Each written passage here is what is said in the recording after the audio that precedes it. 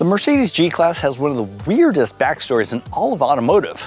It started out as a military vehicle for the Iranian military back in the early 70s, only to become an icon of conspicuous consumption here in the US decades later. It went 39 years without a full redesign and finally got a second chapter in 2019. And that leads us to what I consider the next step in its slow evolution. This is the all-new G580 with EQ technology. Before we get into this full review, do us a favor, hit those like and subscribe buttons below to get all of our latest content. The G-Class goes by several different names. It started out as the Wagon, got shortened to the G-Wagon, and Mercedes now calls it the G-Class. We initially thought this was going to be called the EQG, but going forward, Mercedes EVs will be blended into the conventional model lineup, mostly as a trim level. To nobody's surprise, the second generation G-Class looks almost the same as the previous generation. And that's a smart move on Mercedes' part, since its utilitarian two-box design is one of its most recognizable traits. For the 2025 model, there are three models to choose from. The base G550 gets a 3-liter turbo V6 that's good for 443 horsepower. Then there's the AMG 63 with a twin-turbo V8 that cranks out 577 horsepower. Both have a hybrid component, but they're more power adders than fuel sippers. This all-electric G-Wagon gets 4 electric motors for 579 horsepower and a whopping 859 pound-feet of torque. By Mercedes' estimate, it'll accelerate to 60 miles an hour in 4.6 seconds, trailing the AMG by less than half a second. Those motors are fed by a 116 kilowatt-hour battery in the floor, and the EPA estimates it will return 239 miles on a single charge. And when you do need to charge, it's capable of DC fast charging up to 200 kilowatts. That means you can get from 10% to 80% in about 32 minutes. There's not a whole lot to differentiate this EQ all-electric from the regular G-Wagons. You get these blue stripes here, as well as some EQ badging, but those are pretty subtle. Now up front, we also have this kind of plasticky blocked off grille. You also get blue brake calipers, but yeah, otherwise you kind of have to look closely to see if it's an electric or not. But there are some things that definitely carry over, and one of those are the doors. Now this is one of those character traits that people love about the G-Wagon. Number one, it sounds great when you unlock it. Yeah, it's got this strong, positive mechanical feel and sound to it that's just satisfying. And then there's the click the doors have. It's like a bank vault. But when you do need to close the door, you gotta give it a good slam. Otherwise, you're just gonna get it open halfway. Now, getting in and out also takes a little bit of effort. It's a bit of a climb in, but it's not as bad as some of the really high lifted trucks. And that's really part of its charm. So let's hop in, go for a spin, to see how it reacts to the road. Okay, from behind the wheel, as far as acceleration goes, oh yeah, it's there. I mean, quite honestly, nothing this big and this heavy should move that quickly. But it does. The response is right there. It's so immediate. And yeah, it's pretty reassuring when you need to get out of the way quickly. As far as drive dynamics go, it's a huge improvement over the first generation G-Wagon, but that's a very, very, very low bar. It's way more comfortable, it's way more settled on the road, it's not flopping back and forth, and the steering in particular is way better. My goodness, it tracks straight, it's appropriately quick, it's not this slow kind of moving the rudder type of thing on the old one. Now, we are riding very high, and that creates some comfort issues. Now, we're being whipped around quite a bit, and that's just because we're at the end of a lever. That's just the way physics work. But it's not that bad, and we're not on the smoothest road. There's quite a bit of undulations going on, but it's not unsettling. It's pretty nice. When it comes to comfort, well, the ride quality is a little bouncy, but it's not firm. And when we do hit a bump, we'll feel a couple residual rebounds here and there, but again, it's not so bad when you consider how well this off-roads. But if you're not going off-roading, maybe look somewhere else, because there are some definite trade-offs here. When it comes to handling, it's surprisingly good. I don't feel like I really have to slow that much down for the curves, and it tracks really nicely. When it comes to braking, well, unfortunately there isn't a traditional one-pedal braking, but there are some workarounds. You do have 3 levels of regeneration that you can choose from, as well as an intelligent mode that really helps slow you down when you need to slow down, but lets you freewheel when you're just coasting down the highway. Now, when you really do want one-pedal driving, I came up with a workaround where you just turn on adaptive cruise control and it'll bring you to a stop. Now, for those out there who geek out on the off-roady bits, this doesn't have locking differentials. That's because it has 4 independent electric motors, but it does have a low range gear when you want to do some serious rock crawling. But of course, the big draw for the electric G-Wagon is the G-turn. It's not a tank turn, that's Rivian's thing, even though they couldn't make that happen because it kept ripping out their half shafts. But yeah, this is probably one of the coolest things about the G-Wagon. Now, in order to activate the G-turn, it's one of those processes which is sort of like the up, up, down, down, left, right, BA select start.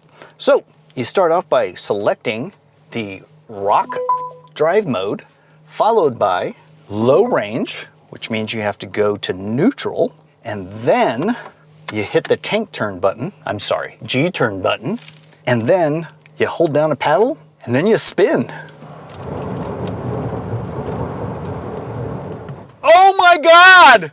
Oh, that was the coolest thing I've ever done! The interior of the G-Class has an interesting mix of Mercedes classic luxury, the G-Wagon's utilitarian roots, and high-tech. Now, the dashboard is nice and horizontal, and you get that high-tech look with the glossy screens here. And then utilitarian, it's kind of blocky and upright, like the traditional G-Wagons. And of course, you get this lovely, sturdy, oh shucks handle.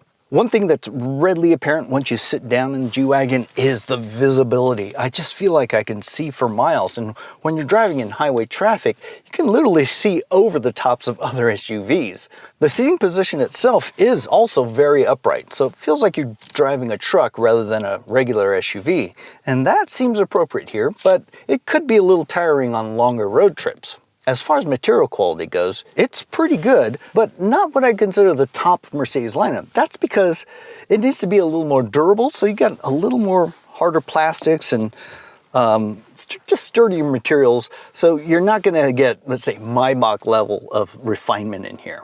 As far as storage goes, it's pretty good, but not great. You have these lovely cup holders here, which are heated and cooled, as well as a wireless phone charger. But the problem with the phone charger is it's not quite big enough to fit my plus-sized iPhone with its case. One thing I do really like is they went back to one of the original MBUX control methods, which is this touchpad right here. Now, generally, you've probably heard me complain about touchpads as a controller in other cars, but this one works perfectly because rather than trying to move a cursor around the screen while you're driving and it's bouncing all over the place, you're really just swiping from hotspot to hotspot, from button to button, so it makes it much easier and much less distracting. You can still control the infotainment with the touchscreen as well as these touchpads here on the steering wheel. But that leads me to one of my biggest complaints about the G-Wagon and, well, Mercedes in general, and it's their use of these capacitive touchpads on the steering wheel. They're aggravating for me because it's too easy to inadvertently hit a button, turn up the volume, turn down the volume, or make a call. I prefer just regular standard buttons like these, just because there's more of a tactile feel. You can tell which button you're using, and you can tell when you're actually activating something. You also have some off-road buttons here, including a shortcut button to get to the main off-road screen. There's a lot to go through here, and quite honestly, it's something that most G-Wagon owners are never going to use. I mean, let's face facts. These are rarely, if ever, going to be off-road. But when you do want off-road, you do have quite a bit of capability. Now, as an off-roader, Mercedes packed this full of really useful trail cameras. These include the surround view, but also you get sort of the invisible hood thing, and you can actually see where the wheels are and what's directly in front of them. It's very handy, it takes all the guesswork out. As big as the G-Wagon is, it's surprisingly not that easy to get in and out or that convenient for the rear seats. Case in point, these doors don't really swing that far open, and that could be a problem if you have a child seat here. It's just easier to kind of get in here and get your kid situated. This, it sort of blocks you a little bit. And also getting in and out, it's a lot harder than the front because number one, you do have to step up, but then you've got this low lid and it's a fairly narrow opening, so you kind of have to step and stoop at the same time. But that shut is so good. And once I'm seated, as you can tell, there's a wealth of headroom. I mean, this will easily fit an NBA center. But there's not that much legroom, or at least not as much as the exterior kind of suggests it would, but there is just enough and plenty of space for my feet underneath the front seats.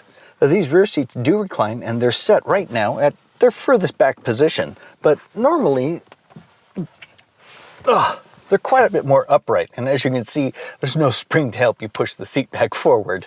Materials quality back here is about as good as the front.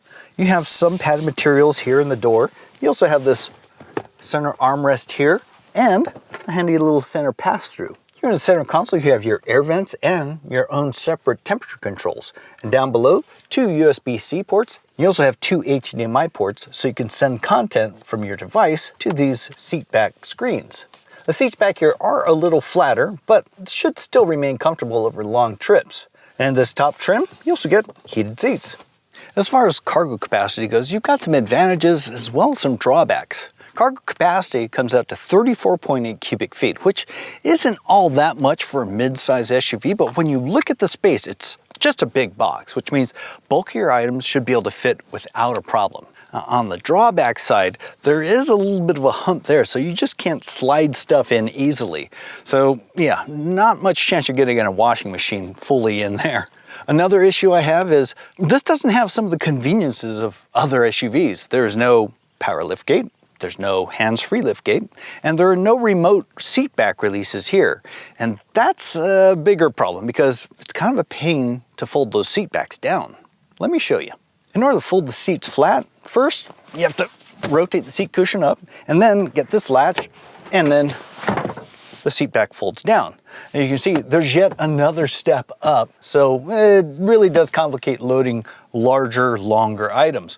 Also, it's a prime example for automating this because it's quite a bit of an effort to get those seats back up. And then they also go right back to the most upright position. So not perfect, but room for improvement. Normally, we'd see a big spare tire here taking up the back hatch, but instead, they gave us an inflator plus some sealant under the rear seat. In its place, we have this handy little backpack-looking thing, which stores your charge cord. And that's especially handy because there's no frunk up front. Now, besides that, you can also store some drinks or quick access items, or if you're coming back from the beach, stash all of your wet clothes. There's obviously a lot I like about this G-Wagon, but there's also a big struggle inside my head because it's not a very smart choice. So yeah, it is more of a passion play more than anything else. Now, you got plenty of power, it drives nice, you've got plenty of features, but you also miss out on a lot of features and convenience. So in a lot of ways, you're paying a whole lot of money to get a lot less. And when we're talking money, let's talk about the base G-Class, which runs right around $150,000. The AMG version, well, that's almost $180,000. And this has a starting price of $161,000, but for the first year, it's only available in the Edition 1, which costs an additional $18,000. Whew. So as tested, this costs $192,000 and change. That's a lot for something that isn't as convenient, isn't as comfortable as some of the better luxury SUVs. Now, of course, you get a ton of off-road capabilities, but let's be honest, seriously, let's be honest, are you really going to off-road a G-Wagon? If you are, we need to hang out.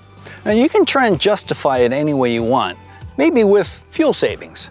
Over the course of a year, the EPA estimates that you'll use about $1,200 to keep this running. And that's way better than the $3,000 to $4,000 that the gas G-Wagons need. So that begs the question, do you go for a G-Wagon or do you get something a little more sensible? I mean, there's even the EQS, which leans much harder into the luxury side of things. Besides that, when it comes to off-roading in this class, you really don't have much to choose from. There is the Rivian R1S and the forthcoming Range Rover All-Electric. But let us know what you'd pick in the comments below. As always, thanks for watching, and don't forget to hit those like and subscribe buttons, and we'll see you in the next review.